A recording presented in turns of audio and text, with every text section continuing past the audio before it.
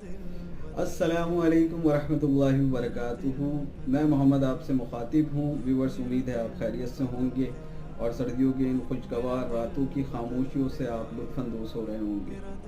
इन तारीकियों में और इन खामोशियों में बहुत सारे सवाल छुपे हुए हैं और इन सवालों के जवाब भी इन्हीं खामोशियों में मौजूद हैं। गालिब ने क्या खूब कहा है, ताउम्र गालिब ये भूल करता रहा, धूल चेहरे पे थी और आईना साफ करता रहा।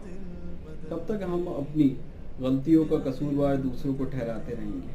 गलतियां हम करते हैं और हर गलती से हमें सबक मिलती है। अगर हम अपनी गलतियों से सबक ना सीखें और उस गलतियों को बार बार दोहराते रहें तो ये क्राइम कहलाता है। लिहाजा हम अपनी गलतियों से सीखें, क्योंकि गलतियों जो होती हैं हमसे वो सबक देने के लिए होती हैं।